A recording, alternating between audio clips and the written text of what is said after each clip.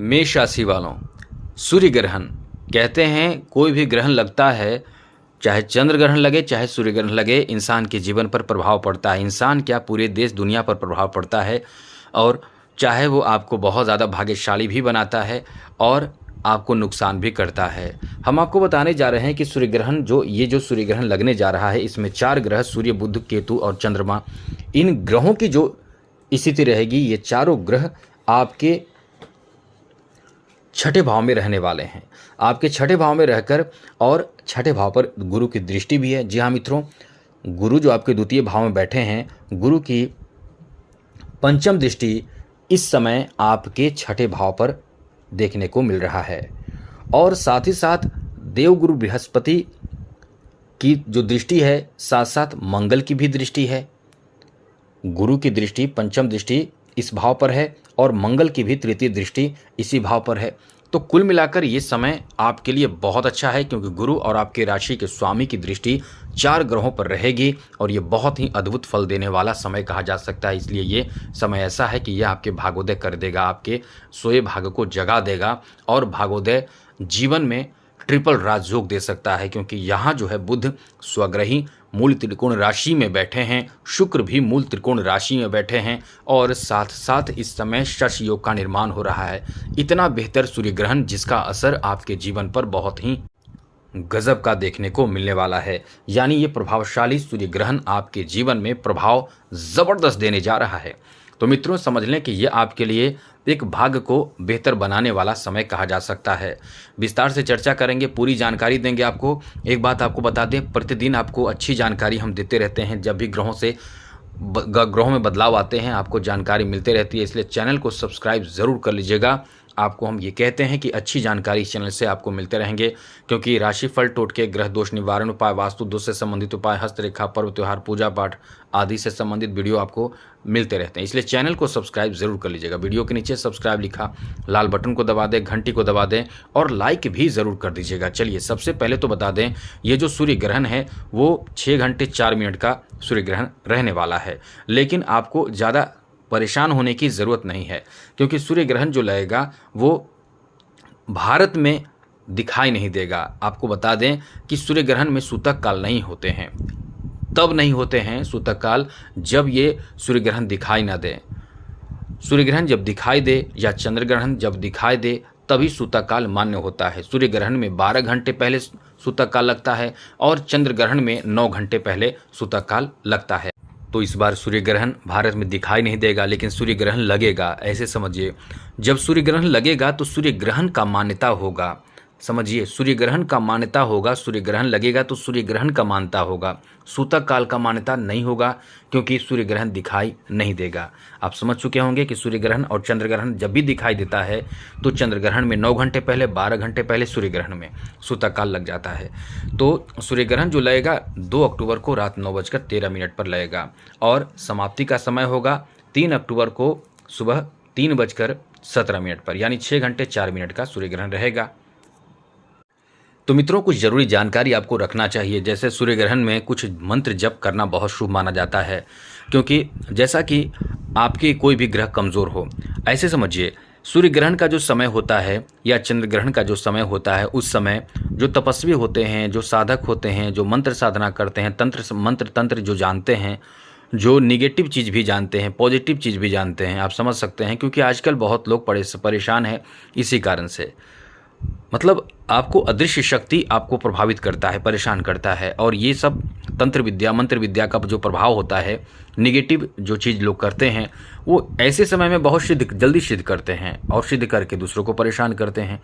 तो ऐसे समय में ध्यान ये रखना चाहिए कि जब सूर्य ग्रहण समाप्त हो, वो तो बताएंगे आपको, लेकिन सूर्य ग्रहण अभी भी समझ लीजिए, सूर्य ग्रहण समाप्त जब हो जाए तो कुछ ऐसी चीज़ों को उठाना नहीं चाहिए, लेना नहीं चाहिए और थोड़ा संभल कर रहना चाहिए कुछ समय तक। खास करके चौराहे वगैरह पर कुछ चीज़ों को बाहर निकाल के बाहर किया जाता है।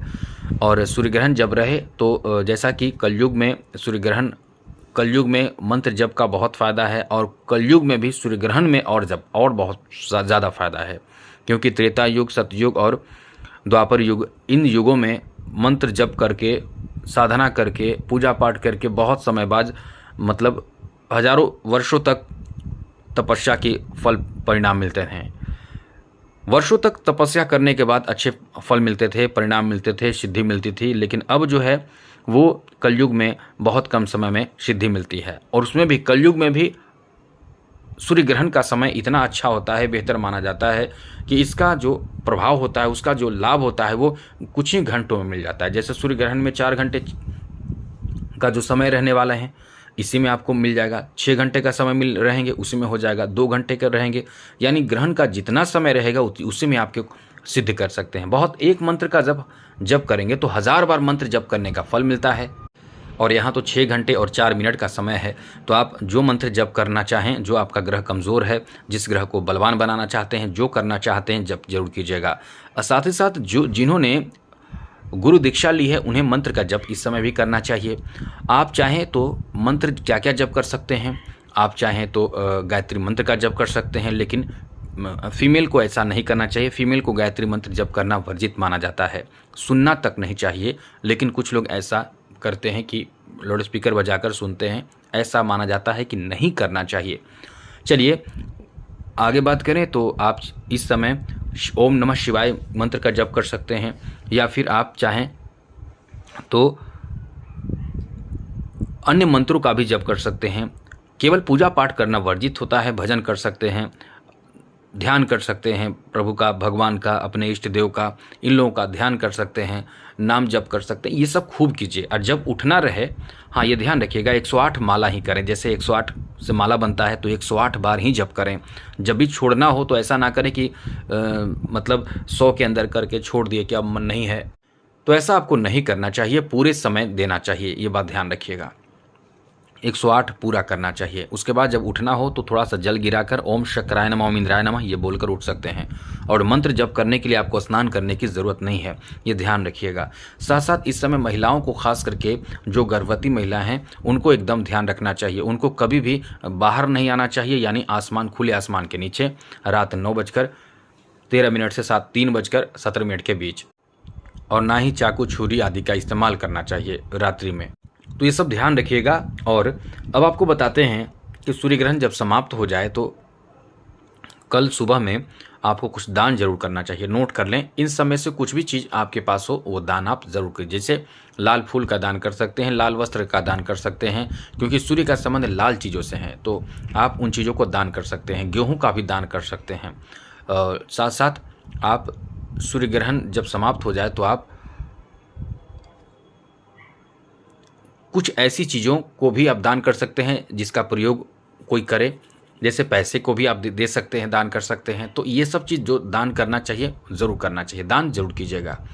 और सूर्य ग्रहण समाप्त हो जाए तो स्नान करके दान करना चाहिए। स्नान कीजिए, घर को शुद्ध कीजिए, घर में गंगा जल डालिए, शुद्ध कीजिए, मतलब गंगा जल का छिड़काव करके शुद्ध पवित्र कर सकते हैं। उसके बाद देवी देवताओं को भी शुद्ध पवित्र करें, स्नान करा दें, वस्त्र बदल दें, ऐसा ज़रूर कर लेना चाहिए।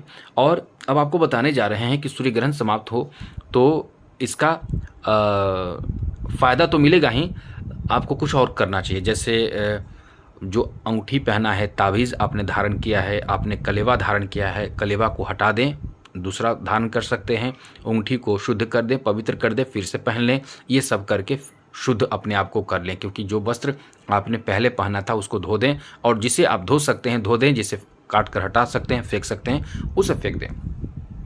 अब ये सूर्य ग्रहण का असर जो है वो आपके छठे भाव पर होगा, और 4 ग्रहों का प्रभाव जो होगा वो कहीं ना कहीं बड़ा फल आपको देना शुरू कर देगा। सूर्य ग्रहण से आपको बड़ा फ़ायदा मिलेगा। ये मिलेगा कि इस समय आपके बड़े अच्छे लोगों के साथ संपर्क जुड़ेंगे, अच्छे संपर्क बनेंगे। साथ साथ इस समय आपको अपने बड़े काम में फ़ायदा मिलेगा। नए बड़े काम इस समय आप, यानी सूर्य ग्रहण के बाद आपका बनेगा।